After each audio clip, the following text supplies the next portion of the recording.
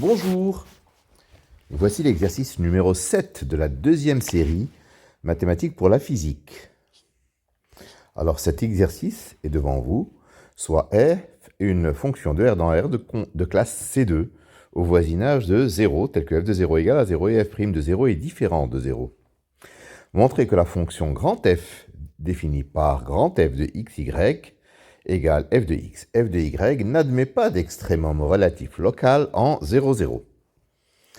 Est-ce que le point 0, 0 est quand même un point critique? Si oui, caractérisez sa nature. Soit I, l'intervalle moins 3 huitièmes, 3 huitièmes au carré. Déterminez les points critiques, enfin j'ai dit l'intervalle I, c'est le produit des deux intervalles, moins 3 huitièmes, 3 huitièmes. Déterminez les points critiques, puis les extrémas relatifs locaux de cette fonction grand f de xy égale sinus de πx, sinus de πy sur l'ensemble i. Alors, petit f de R dans R est de classe C2, f de 0 égale à 0, f' de 0 est différent de 0. Donc, grand f de xy, c'est petit f de x, petit f de y. Si f est de classe C2 voisinage de 0, et si f' de 0 est différent de 0, ça veut dire que f' de 0 est non nul sur tout un intervalle centré en 0. Donc il existe un alpha strictement positif tel que f' de x est non nul sur tout l'intervalle moins alpha alpha. Donc si f' de x n'est pas nul, c'est que f' est de signe constant, donc f est monotone sur moins alpha alpha.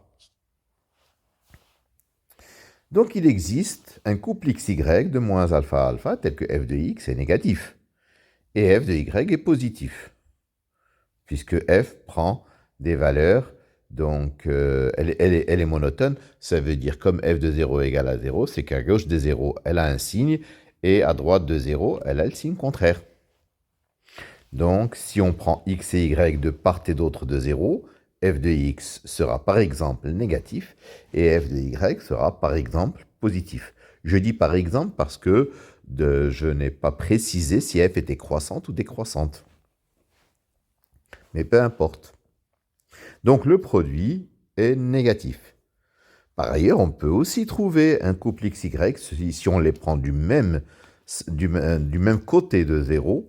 Donc un couple xy de moins alpha alpha, tel que f de x et f de y sont tous les deux positifs, auquel cas f de x fois f de y est positif. Donc grand f de xy sera supérieur à grand f de 0, 0 d'un côté, et sera inférieur à grand f de 0, 0 de l'autre côté. Ça veut dire que, donc, en 0, 0, il n'y a pas d'extrémum local. Alors, deuxièmement, nous allons chercher si effectivement 0, 0 est un point critique de grand f. Alors, on va chercher les dérivées partielles de grand f en 0, 0. Grand f de xy égale petit f de x, petit f de y, donc grand f est de classe C2. Pour calculer les dérivées partielles de grand f, donc de grand f en x par rapport à x, petit f de y est constante, bien sûr, et pour calculer d rond f sur d rond y, petit f de x est constante. Donc d rond f sur d rond x, c'est f' de x fois f de y. Et d rond f sur d rond y, c'est f' de y fois f de x. Donc pour chercher le point critique, il faut que le gradient soit nul, c'est-à-dire que f' de x fois f de y égale à 0, et f' de y fois f de x égale à 0. En 0, 0, bien sûr, si je remplace x et y par 0, 0, j'obtiens 0, parce que je sais que f s'annule en 0, petit f. Donc, en 0, 0, nous avons bien un point critique. Car, bien sûr, 0, 0 est solution de gradient de f égale à 0. Pour les dérivées partielles secondes, si je dérive 2 fois f par rapport à x, j'obtiens f seconde de x fois petit f de y.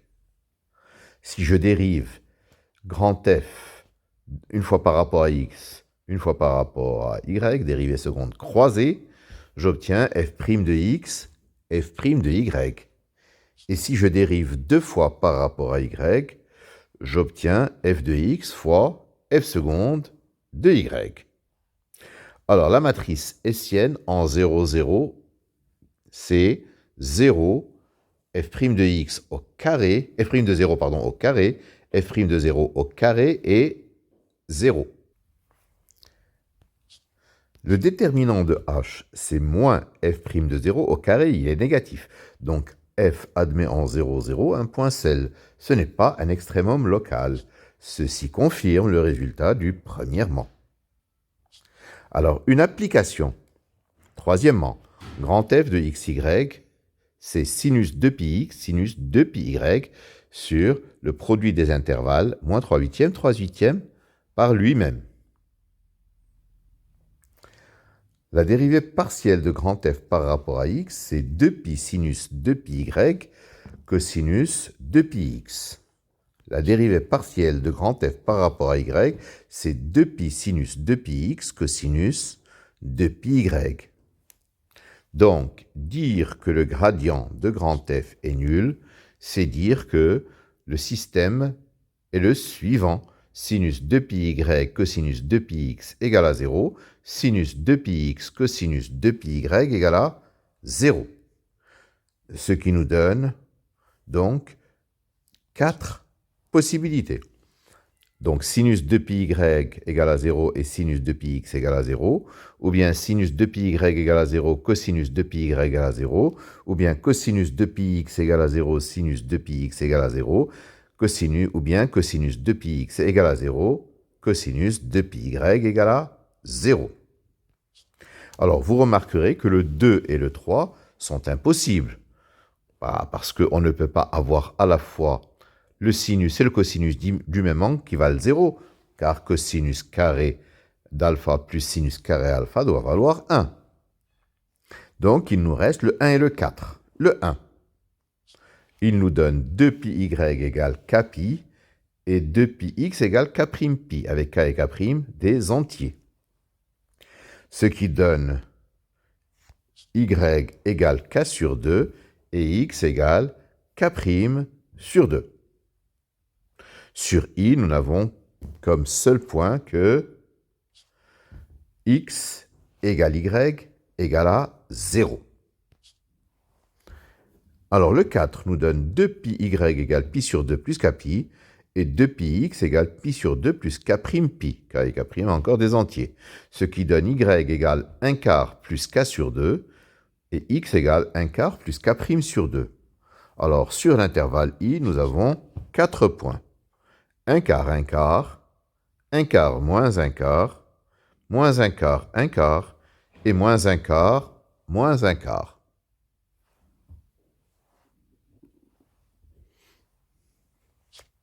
Au total, il y a 5 points critiques. 0, 0, 1 quart, 1 quart, 1 quart moins 1 quart, moins 1 quart, 1 quart, et moins 1 quart, moins 1 quart. Cherchons leur nature. Alors, quand je calcule les dérivées partielles secondes, d2f sur dx carré, c'est moins 4pi carré, sinus 2πx, sinus 2πy. d2f sur dx dy, c'est 4pi carré, cosinus 2πx, cosinus 2πy.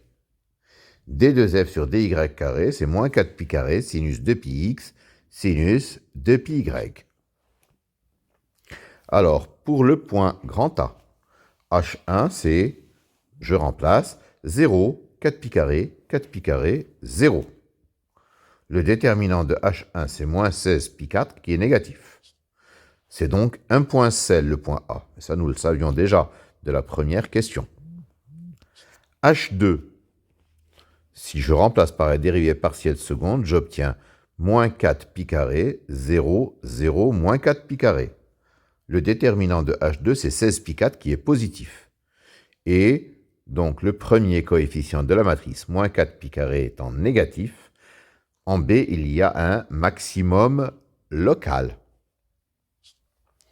H3, nous avons 4pi carré, 0, 0, 4pi carré. Le déterminant de H3, c'est 16pi4, qui est strictement positif. Et puis 4pi4 est strictement positif, 4pi carré est strictement positif, Donc, nous avons un minimum local en C. Le quatrième, H4, c'est aussi 4 pi carré, 0, 0, 4 pi carré. Le déterminant de H4, c'est 16 pi 4 qui est positif, et 4 pi carré est positif, donc on a un minimum local en D. Et enfin, H5, moins 4 pi carré, 0, 0, moins 4 pi carré. Le déterminant de H5, c'est 16 pi 4 qui est positif, et moins 4 pi carré est négatif, donc il y a en E un maximum local. Voilà, c'est terminé pour cet exercice numéro 7. Je vous remercie de votre attention.